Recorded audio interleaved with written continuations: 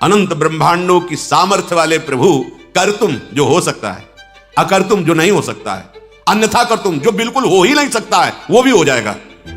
हमारे प्रभु कैसे सामर्थ्यशाली। कर्तुम जो हो सकता है तो हो ही जाएगा, जो हो नहीं सकता वो भी हो जाएगा, जो बिल्कुल हो ही नहीं सकता, असंभव, वो भी हो जाएगा।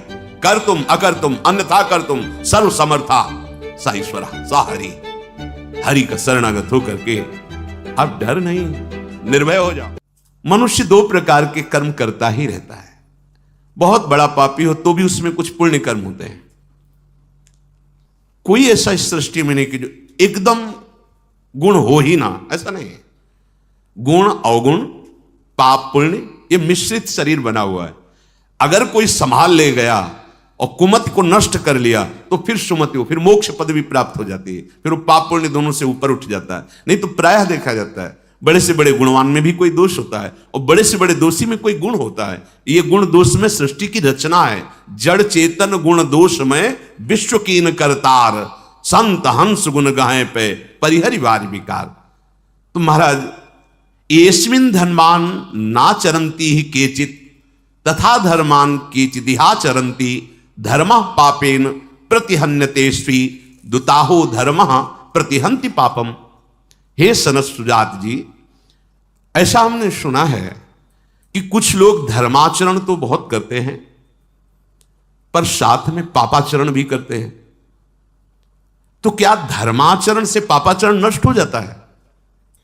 सनत सुजात जी ने कहा, उभयमेव तत्रोपयुज्यते फलम धर्मस्यै वेतरस्य च।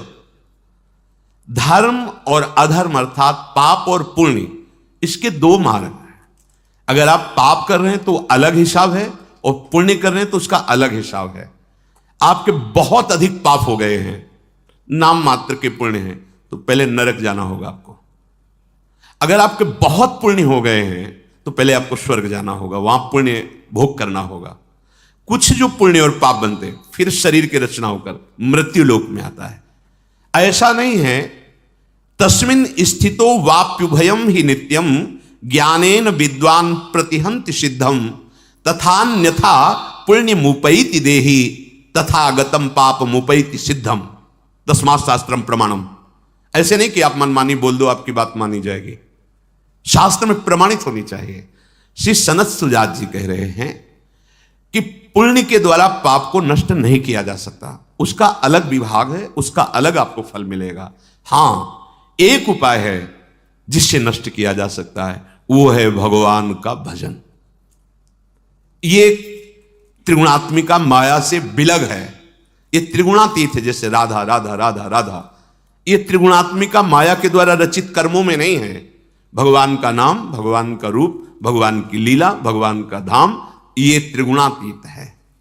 ये गुणमयी माया के अंतर्गत नहीं है, ये मायातीत है। इसी मायातीत नाम के बल से हम माया पर विजय प्राप्त करते हैं। जो विद्वान ये बात समझ जाता है ज्ञान के द्वारा कि एकमात्र परमात्मा की शरण, परमात्मा का भजन ध्यान ही तुम्हारे पाप और पुण्य दोनों का नाश करके परम सुख, परम आह्लाद, परम पद प्रदान करेगा, यह शास्त्रों में प्रसिद्ध बात है। सनत सुजात जी कहते हैं अगर ऐसी बात नहीं मानता तो वो देहाभिमानी मनुष्य पुण्य और पाप दोनों का क्रमशः फल भोगता ही रहेगा। जब से सृष्टि रची गई तब से आज तक चल रहा है यही पाप पुण्य का क्रम। इस प्रकार पुण्य बढ़ा तो स्वर्ग, पाप बढ़ा तो नरक। स्वर्ग और नरक दोनों अस्थिर हैं, ये अविनाशी नहीं है, ये स्थिर नहीं है, ये स्थिर पद नहीं है। जैसे नौस इंद्र पद पर बैठे फिर अजगर की योनि को प्राप्त हुई। अब जब वहां पुण्य और पापों का विशेष भोग हो जाता है, कुछ बचा तो फिर उसे जन्म होता है, फिर वो कर्मानुसार, संस्कार अनुसार फिर पाप पुण्य एकत्रित करता है, फिर वो लोकों में भोग। यही पुनरपि जननम पुनरपि मरणम। मनुष्य जन्म इसके लिए नहीं मिला है, इस चक्र से निकलने के लिए मिला है। जो तत्वज्ञ महापुरुषों का संग करता है, ध्यान से सुन, जो भगवत तत्व को जानने वाले हैं, बेमतलब शास्त्र तभी समझ में आएंगे जब भजन करोगे। पढ़ के सुनाना अलग बात है, अगर भजन नहीं करोगे तो वस्तु रखी दिखाई नहीं देगी, शब्द कुछ और है और उसका भाव कुछ और है, रहस्य कुछ और है। वो बात तभी समझ में आएगी जब भजन हो रहा है। भजन और सत्य धर्म के बिना आप हमारे शास्त्रों के आंतरिक भाव को नहीं समझ सकते। ऐसे शब्द सुनने को मिलते हैं जिनका कोई अस्तित्व नहीं है, व्यर्थ का बकवास, व्यर्थ का बकवास। सामने ग्रंथ रखा है, कहीं भी उसमें नहीं है ऐसे वाक्य नहीं। तस्मात् शास्त्रम प्रमाणम, आप जो भी बात बोले शास्त्र प्रमाणित तभी कहा गया है। बोलने का अधिकार तभी पहले सुना हो, किसी महापुरुष के पास बैठ करके कई बार जिस शास्त्र को सुना हो, खूब अच्छे से उसमें रचा पचा हो और अपने आचरणों में उतारा हो और उस बात का अनुभव किया हो, फिर बोलो। ऐसे नहीं, भगवत ऋषि जी कह रहे ऐसे नहीं बोले, नहीं, पहले खूब अनुभव करो, फिर जब बोले तो हृदय की ग्रंथि खोले, जड़ चैतन्य की ग्रंथि का भेदन करके परमात्मा साक्षात्कार करा दे। ऐसे मनमानी आचरण नहीं। हां, एक उपाय है, अब बोध हो गया आपको, गलती हुई, सत्य मार्ग से भ्रष्ट हो गया, अब तन मन प्राण सब कुछ भगवान को समर्पित करके धर्म से चलूंगा और उनका नाम लूंगा और जो दुख सुख आएगा उसे सहूंगा। मुक्त हो जाओगे, पक्का मुक्त हो जाओगे। तो दीयम वस्तु गोविंदम तुभ्यमेव सम, आपकी वस्तु आपको समर्पित। अभी तक अहंकार के कारण दुर्गति हुई, हे नाथ अब ये कहीं कुछ समर्पण नहीं करना, जो जाए वही है। हम ये नहीं करें कि आपके पवित्र होने का रास्ता ही नहीं, रास्ता है पर ऐसा नहीं है। बहुत सावधानी, तस्मात् शास्त्रम प्रमाणम ते, यही चूक होती है। हम शास्त्र के शब्दों को तोड़ मरोड़ करो ऐसे बोलते नहीं। शास्त्र किसी के अनुकूल नहीं, शास्त्र के अनुकूल तुमको चलना होगा। कानून किसी के अनुकूल नहीं होता, कानून के अनुकूल चलना होगा। श्री कृष्ण अनुकूल लेन प्रतिकूल से वर्जनम, ये सत मार्ग है, सत शास्त्र है। कभी भी कोई पुण्य करके पाप को नष्ट नहीं कर सकता। यहां सनत सुजात जी बोल रहे, पाप का अलग हिसाब है, पुण्य का अलग हिसाब। अगर नष्ट करना है तो एक उपाय है, भगवान की शरण में हो जाओ, उनका नाम, उनका आश्रय, उनका चिंतन। अगर देहाभिमानी इस बात को नहीं मानता है तो अपने पाप और पुण्यों का फल भोगता है। अवश्य में भोक्तव्यम कृतम कर्म शुभाशुभम, भगवान बोल रहे हैं। शुभ माने पुण्य, अशुभ माने पाप। अवश्य में भोगता, अवश्य भोगना पड़ेगा। अगर एक मात्र उपाय है तो भगवान की शरण में हो जाओ। सर्वधर्मान परित्यज्य मामेकम शरणम व्रज, तो अहम त्वाम सर्व पापी, मालिक है वो, ठीक कर देंगे। महाराज, लौकिक धन की दृष्टि से जो निर्धन है, पर जो भजन परायण है वो सबसे बड़ा धनी है। अनाढ़्या मानुष्य वित्ते आढ़्या दैवे तथा कृतौ ते दुर्धर्षो दुष्प्रकंप्यास्तान विद्यात ब्राह्मणस्तनु। ओहो, यद्यपि वो निर्धन है पर वो नाम जप रूपी धन, बोले वो दुर्धर्ष है, उसको कोई पराजित नहीं कर सकता। महान तेज से संपन्न, क्यों? बड़ा धनी है। क्या धन है? परम धन राधा नाम आधार। समझो, समझो इस बात को। ये अविनाशी धन है, कहीं भी जाओगे आपके पास रहेगा, ये आपकी रक्षा करेगा, आपको सुख प्रदान करेगा, बचाएगा आपको विपत्तियों से। ये नाना प्रकार की हमसे गलतियां हो गई, ये भस्म कर देगा नाम। इसीलिए चिल्ला चिल्ला के कहते हैं राधा राधा राधा राधा, सब साधनों का सार। भविष्य में किसी भी विषय में मन चलायमान अगर हो भी जाए तो कोई और प्रायश्चित करने की जरूरत नहीं। चूक हो जाए तो भगवान का नाम ही हृदय में चल रहा है, कोई और प्रायश्चित कर, वो अपने आप ठीक कर देगा। आगे चल करके ये चलायमान होगा ही नहीं। जब नाम चल रहा है उसे ब्रह्म का साक्षात्कार हो जाता है। ध्यान से सुनो, और कोई साधनों की बात यहां नहीं हो रही। वो जब साक्षात्कार हो जाता है तो ब्रह्मणस्तनुम, वो स्वयं ब्रह्मरूप हो जाता है। यदि कोई इस लोक में अभीष्ट सिद्ध करने वाले संपूर्ण देवताओं को जान भी ले तो भी वो कभी भजनानंदी महात्मा की समानता नहीं कर सकता। मतलब किसी देवता को सिद्ध कर लिया, कोई चमत्कार प्रकट कर लिया और एक दैन्य भाव से राधा राधा राधा राधा राधा, तो कह रहे सर्वान सृष्टि कृतो देवान विद्याद यह कश्चन न समानो, उसकी समानता नहीं कर सकता। क्यों? अपने किसी सिद्धि के प्रभाव से किसी भजनानंदी को परास्त, उसके पास कोई सिद्धि नहीं, एकमात्र भगवान का भजन है। ओ सत्संग में सुनाया है कि एक बार एक कोई तंत्र विद्या के द्वारा एक प्रदर्शन नगर में जाके कर रहे थे। शालिग्राम भगवान विराज ऐसे ऐसे करते तो वैसे ही शालिग्राम भगवान नाचते, जैसे वो चुटकी करते ऐसे। अब लोग तो इतना कि भाई आराधना से शालिग्राम भगवान उनके अधीन है, जैसा वो करते वैसा नाचते। बहुत भीड़ इकट्ठा हो जाती, अपनी अपनी सब बातें रखते हो, प्रसाद देते, तुम्हारी कामनाओं की पूर्ति हो जाएगी, शालिग्राम भगवान सिद्ध हैं ऐसा। एक दिन भिक्षावृत्ति के लिए निकले हुए थे किसी महापुरुष के शिष्य जन, तो भीड़ में वो भी ऐसे देखा तो जाके गुरुदेव से बताया, तो उनका नहीं, कोई वैष्णव ऐसा नहीं कर सकता, भक्त ऐसा नहीं कर सकता, वो अपने भगवान को प्रदर्शन थोड़ी करे, वो भगवान को बेचेगा थोड़ी, ये नहीं, कोई ऐसे नहीं करेगा, ये ठीक नहीं है। तो उनका महाराज हजारों लोग प्रभावित हो रहे हैं, आप चलो। तो बोले हम चलेंगे तो सब नाटक उनका बंद हो जाएगा। तो बोले प्रभु इसलिए चलना चाहिए कि हजारों भोले भाले भक्त जन हैं, उनकी फिर भावनाएं ठीक जगह नहीं लगेंगी तो उनका कल्याण नहीं होगा, इसलिए आप तो प्रार्थना की, चले गए। अब वो शिष्यों ने कहा आप दिखाइए शालिग्राम भगवान को जो आप, वो तो उनको हस्त सिद्ध आए, वो चुटकी बजाते, चुटकी भी बजती रही ना, शालिग्राम जी उठे ना कुछ। और शिष्य, अब गुरु जी नहीं, वो केवल खड़े हैं, शिष्य कह रहे और कुछ आपके पास तंत्र हो और कोई जादू तमाशा दिखाओ। वो बार बार गुरु जी की तरफ बोले ये व्यक्ति आ गया इसीलिए है इसमें कुछ ऐसा। तो सब वहाँ के नगर के लोगों ने कहा तो महाभागवत है, हमारे गांव के पास कुटिया में रहते, तो बड़े भजनानंदी संत हैं। तो अंदर उसे बहुत गुस्सा हुई, बोले आप लोग चले जाइए। तब वो बोले भैया जिनको आप नचाकर चंद रुपये प्राप्त कर रहे हो, यदि इनकी आराधना कर लो तो परम पद मिल जाए। अगर इनका चरणामृत उतार कर पान करो, नाम जप करो, इनको श्रृंगार करो, आरती करो तो तुम्हें भगवत प्राप्ति हो जाए, लक्ष्मीपति मिल जाए। ये चंद रुपए के लिए क्यों नाटक करते हो? अब तो बड़ा उपहास हो गया उसका। अब वो अपनी कुटिया को गए और उसने तत्काल तंत्र का प्रयोग किया, मारण कहते, मारण तंत्र। मूठ एक खप्पर जैसी ज्वाला प्रकट की और वो निश्चित जैसे रक्त प्रवाह गुदाद्वार से हो जाना, उल्टियां होना, और जितना समय दिया गया है मंत्र में उतने समय तक जीवित रहेगा। अगर वो सिद्ध है मारण तो निश्चित मर जाएगा। प्रभाव होता है, मंत्रों का अलग अलग प्रभाव होता है। और समझ गए थे कुछ करेगा, क्योंकि उसका स्वरूप देखा था तो रोष में आ गया था। तो कुटिया में बैठे थे, बस बैठकर भगवान नाम इसमें सामने देखा, हो ज्वालामयी कृत्य आ रही है। शिष्य लोग का नहीं, शांत रहो, सब कुटिया के अंदर हो जाओ।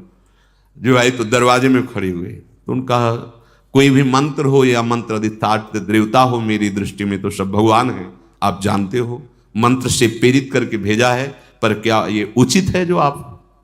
वो तुरंत वापस हो गई कृत्या, और उसी के वो रक्त प्रवाह सब शुरू हो गया। और वो चिल्लाए कि किसी तरह उन महात्मा से कह दो मुझे क्षमा कर दे। सूचना गांव के लोग दिए गए, नाम कीर्तन किया, सब शांत हो गया, कोई मंत्र तंत्र नहीं, नाम कीर्तन किया, सब शांत। उनका भैया अब समझ जाओ, अब ये सब नाटक बंद कर दो, भजन प्रभाव बहुत। वो शिष्य बन गए, नाम जप करने लगे। यहां कह रहे हैं सनत सुजात जी, कह रहे हैं यदि कोई इस लोक में अभीष्ट सिद्धि प्राप्त करने के लिए किसी देवता को मंत्र से अधीन भी कर ले तो वो उस भजनानंदी के समान नहीं हो सकता। कोई सिद्धि नहीं, एकदम सहज घूम रहे हैं, लेकिन भगवान उनके अधीन है। कोई भी ऐसा लसन, ये अपने जैसे ब्रज वृंदावन के एक से एक महान सिद्ध पुरुष हुए, ऐसे वाले थोड़ी हुए कि कुछ ऐसा नहीं, सीधे दैन्य से हम तो आपकी कृपा से ऐसे ऐसे आपको बोलते हुए लगेगा क्या चमत्कार है। चमत्कार प्रभु उनके साथ खेलते हैं। बड़े दुर्धर्ष होते हैं भजनानंदी जन, वो अन्य अभीष्ट की नहीं, वो केवल भगवत प्राप्ति के लिए जा करते हैं। इसलिए यम प्रयत्मानम तु मानयंती सा मानितः न मान्यमानो मन्येत न मान्यामभिसंज्वरेत। दूसरे लोग सम्मान दें तो कभी भूलो मत। अगर कोई सम्माननीय पुरुष आ जाता है तो भूलो मत, उसको सम्मान दो। स्वयं अमानी रहो, दूसरों को जब तुम्हारा सम्मान हो तो तुम भूलो मत, और जब दूसरा कोई सम्माननीय पुरुष आ जाए तो भूलो मत, उसको खूब सम्मान प्रदान करो। अमानिना मान देना, कीर्तनिया सदा हरि, सब ही मानप्रद आप अमानी। जो अन्य जनों के द्वारा आदर पाकर सम्मान पाकर गर्व नहीं करता, वही इस ब्रह्म ज्ञानमयी ब्रह्म विद्या को प्राप्त करता है, जो आत्मविद्या है, जिससे सारे पाप पुण्य नष्ट हो जाते, मुक्त हो जाता है। धृतराष्ट्र जी महाराज बोले कि भगवान मुझे बहुत सुख मिल रहा है आपकी वाणी से। हमारे हृदय में एक प्रश्न आ रहा है कि ऋचो यजुंसि यो वेद सामवेदम च वेदयः पापानि कुर्वन् पापेन लिप्यते किम न लिप्यते। जैसे किसी को ऋग्वेद, यजुर्वेद, सामवेद, अथर्ववेद सब कंठस्थ है, वो सब जानता है, पर वो पाप कर्म करता है, तो क्या कोई पाप कर्म उसको लिप्त नहीं होगा? क्योंकि वेदों का ज्ञाता है, चारों वेद कंठस्थ किए, तो उसके प्रभाव से वो पाप कर्म उसे दंड नहीं देगा। शनस सुजात जी ने कहा नैनम समान निचो वापी न यजून से विचक्षणम त्रायन्ते कर्मणः पापान नते मिथ्या ब्रवीम्यहम्। राजन, तुम ध्यान से सुनो, जिसको ऋग्वेद, सामवेद, यजुर्वेद आदि सब कंठस्थ है, पर पाप कर्म करता है, तो कोई भी वेद उसकी रक्षा नहीं कर सकता, उसको उसका दंड भोगना पड़ेगा। नैनम समान ऋचो वापी, वो रक्षा नहीं कर पाए। आपको ये बात में गर्व हो कि हमें कंठस्थ है सब और मनमानी आचरण करें, भोगना पड़ेगा आपको दंड। कपट पूर्वक धर्म का आचरण जो करता है, वेद आदि कंठस्थ करके वेद आज्ञा का पालन नहीं करता है, उसका कभी उद्धार नहीं हो सकता। जैसे पंख निकल आने पर पक्षी अपना घोंसला छोड़ देता है, ऐसे पापाचरण करने वाले को वेद छोड़ देता है। वेद कंठस्थ हैं, आचरण वेद सिद्धांत के अनुसार हो, तब वेद तुम्हारा कल्याण कर देगा। अब पूरी गीता कंठस्थ है और हर आचरण गीता के विरुद्ध करो तो तुम्हारा कल्याण थोड़ी हो जाएगा। कल्याण तो तभी होगा जब भगवान जो आदेश कर रहे ऐसे चलो, ऐसे चलो, वैसे चलोगे तब। जैसे एक संत बड़े कृपालु थे, पक्षियों को एक बहेलिया जाल में फंसाकर ले जाता था, मार देता था, बहुत दया लगी। वो हर विद्या को जानते थे, तो पक्षी की भाषा में पक्षियों को कहा सुनो, सब बैठो, हमारी बात सुनो। बहेलिया आएगा, दाना डालेगा, जाल बिछाएगा, बैठना नहीं, चुगना नहीं, फंसना नहीं, सबको बता दो सब। अब वो एक दिन अपनी दिनचर्या करके आ रहे थे, तो हजारों पक्षी जाल में फंसे हुए थे, वो कह रहे थे बहेलिया आएगा, जाल बिछाएगा, दाना डालेगा, फंसना नहीं। अरे बोले मूर्खों, हमने याद करने के लिए नहीं बोला था, हमने इसमें बैठना नहीं ये बोला था। समझो, हमारी ठीक दशा वही है। हम उच्चारण करते हैं मुक्त होने वाली सिद्धांत की बातें, और आचरण वही करते हैं जैसे पक्षियों में। बोल तो रहे हैं बहेलिया आएगा, जाल बिछाएगा, दाना डालेगा, फंसना नहीं, पर उसी में फंस के बोल रहे हैं। यहां वर्णन कर रहे हैं, ये कपट पूर्वक बातें हम करते हैं धर्म की, वैदिक सिद्धांत की, आचरण है अधर्माचरण का, तो वेद उसको छोड़ देता है, अर्थात वो पाप का फल भोगता ही है। अगर वो मुक्त होना चाहता है तो तदर्थ मुक्तम तप एत दिज्या ताभ्यामशो पुण्य मुपैत विद्वान पुण्येन पापम विनिहत्य पश्चात संजायते ज्ञान विदीपितात्मा। उसको ये उपाय करना होगा, वेद की आज्ञा के अनुसार आचरण और निरंतर नाम जप। इस तप अर्थात वेद आज्ञा का पालन, तो तप और जप के द्वारा वो अपने पाप और पुण्यों का शमन करके अंतःकरण में भगवत साक्षात्कार कर लेता है। बिना आचरण के ज्ञान व्यर्थ। आपको बहुत आता है, लेकिन आचरण में वो नहीं होता। तलवार खोसे हैं, सब अस्त्र शस्त्र सब है, वो एक साधारण आदमी आया, चाटा मार के चला गया। तो किस काम के? तुम वीर बहादुर का बाना धारण किए हो। शास्त्र का मतलब क्या है? विकारों को नष्ट करने वाले सूत्र, और वो एक भी आचरण में नहीं है, तो क्या फायदा ऐसा वीर का बाना बना करके कोई आके पीट के चला जाए? ऐसा काम, क्रोध, लोभ, मोह, मद, मत्सर जो हमें धर्म भ्रष्ट करते हैं, वो मनमानी आचरण करवा रहे हो। चारों वेद कंठस्थ है, तो क्या होगा उससे? वेद ही उसे छोड़ देंगे। विद्वान पुरुष वही है जो परमात्मा को प्राप्त कर ले। चारों वेद कंठस्थ है, आचरण पवित्र शास्त्र के अनुसार, वैदिक सिद्धांत के अनुसार नहीं है, उसे विद्वान नहीं कहते। सनत सुजात जी कह रहे हैं, ज्ञानेन चात्मान मुपैति विद्वान नथान्यन्यथा वर्ग फलानुकांक्षी अस्मिन् कृतम तत्पदगृह सर्व ममुत्र भुंक्त्वा पुनरेति मार्गम। विद्वान पुरुष वही है जो वैदिक सिद्धांत शास्त्र ज्ञान के अनुसार परमात्मा को प्राप्त कर ले, किंतु इसके विपरीत जो भोगाभिलाषी है, धर्म अर्थ काम रूप त्रिवर्ग की इच्छा रखता है, तो वो लोकांतरों में अपने किए हुए कर्मों के परिणाम रूप भटकता रहता है। वेद उसकी रक्षा नहीं करते। जहां भोग समाप्त हुआ फिर मृत्यु लोक में उसका जन्म होता है। इसलिए इस मृत्यु लोक में तपस्या के द्वारा, भोग त्याग के द्वारा, निष्काम भाव से भगवद उपासना करते हुए तत्व ज्ञान रूपी फल प्राप्त जो करता है वही समृद्ध है, वही पूर्ण है, वही वेदों का फल प्राप्त कर लिया है। जो अपने मुख से अपनी बहुत बड़ाई करता है, थोड़े थोड़े भोगों के लिए लोलुप है, बड़ी विचित्र दशा देखी गई। बहुत अगर भजन में मन नहीं है तो बातें चाहे जितनी बड़ी बड़ी कर लो, आपके शब्द, आपके आचरण आपकी पोल खोल देंगे। कुछ मिनट संग के बाद उसकी स्थिति का पता चल जाता है कि इसकी स्थिति कहां है। अगर आप भजन करते हैं वो अपने आप स्थिति झलकती है। जो अपनी बहुत बड़ाई करने वाला है, आत्म प्रशंसा, भजन नहीं है, बिल्कुल भजन नहीं है, नाटक है। नहीं, भजनानंदी बड़े बड़े महापुरुष जब कभी बोले हैं तो उनकी वाणी में दैन्यता रही है।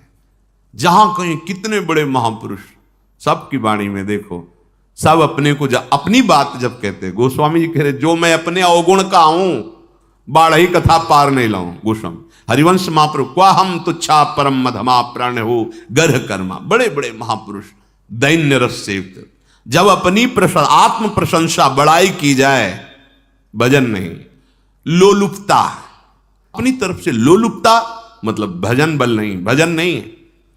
तनिक सा अपमान हुआ कि क्रोध से आग बबूला हो गए। ये बड़े दोष हैं जो भजन नहीं होने देते। बहुत बड़े महापुरुष है सनत सुजात जी। विकत्थनः स्पृहालुर मनस्वी बिभ्रत कोपम चपलो अरक्षणश्च एतान पापः षण्णराः पाप धर्मान प्रकुर्वते नो त्रसंत सुदुर्गे।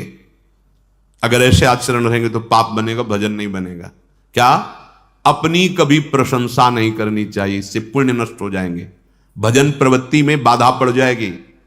अपनी अगर कोई दूसरा बड़ाई कर रहा है तो जलन होनी चाहिए। काय को व्यर्थी की बात करता है, उसको तुरंत काट देनी चाहिए। नहीं, आप क्यों, आप जब जानते नहीं तो आप ऐसा क्यों बोल रहे हैं, ऐसा। या फिर हट के चल दे, कानों में अपनी बड़ाई नहीं सुननी चाहिए। अगर सुनते हैं तो आपके भजन मार्ग में बाधा आ जाए। और आपको अपनी बड़ाई तो करनी ही नहीं है। और वास्तविक क्यों अपनी बड़ाई, क्या अपनी बड़ाई है? मेरे गुरु जी कृपा न करें, हरिजू कृपा न करें, प्रियाजू कृपा न करें तो पता चल जाए हमारी स्थिति क्या है। उन्हीं की कृपा से नाम जप हो रहा है, उन्हीं की कृपा से धाम वास हो रहा है, उन्हीं की कृपा से परमार्थ में चल रहे हैं। ये तो कृपा से चल रहे हैं। हमें केवल व्यर्थ का अगर ये अभिमान हो जाए कि तो पता चल जाए भी क्या प्रभाव है। पक्का ये केवल प्रभाव है तो उन्हीं का प्रभाव। पर्दे पे जो बहुत चकाचौंध दिखाई दे रही, वो पीछे से फोकस आ रहा है। अगर वो बंद हो जाए ना तो पर्दा भी आपको पता है कुछ नहीं, उसमें ये पर्दा है कुछ नहीं, ये तो उनका कृपा प्रकाश है। आत्म प्रशंसा भजन करने वाले, धर्म से चलने वाले उपासक को कभी नहीं करनी चाहिए। अपनी बड़ाई अगर कोई कर रहा है तो निषेध कर देनी चाहिए या उठ के चल देना चाहिए। एक वो कोई महान पंडित आए थे, रंगनाथ जी के जो सेवा में आचार्य थे, तो उन्होंने सोचा इतने बड़े महापुरुष हैं, जाके तो नवीन श्लोक बनाए उनके यश के, और सोचा जब गाएंगे तो उनके यश के श्लोक जब गाए तो उठ के चल दिए, ठाकुर जी के गर्भगृह में चले गए। बड़ा बुरा लगा पंडित को, वो आशा से आए थे। तो दूसरे दिन वो जब रंगनाथ जी की विनय कर रहे थे दैन्य भरी, तो उन्होंने संस्कृत से कहा ये ऐसा ही है, जो मैं प्रभु अधम हूं, पतित हूं, मूढ़ हूं, नाथ कृपा करो। तो संस्कृत से बोले ये ऐसा ही है। तो तुरंत रंगनाथ जी का जो अत्यंत कीमती हार था वो उतारा और उन पंडित जी को दिया। पंडित जी सोचा जब प्रशंसा की थी तो हेरे भी नहीं थे और निंदा की तो हार। और प्रभु से वो क्या कह रहे, प्रभु अभी तक तो हम ही प्रार्थना करते थे कि मैं नीच हूं, अधम। आप देखो एक विद्वान ब्राह्मण बोला कि अधम है, नीच है, ऐसा ये, अब तो करुणा कर दो, अब तो गवाही भी हो गई ना। ये दैन्य होता है भजनानंदियों के हृदय में।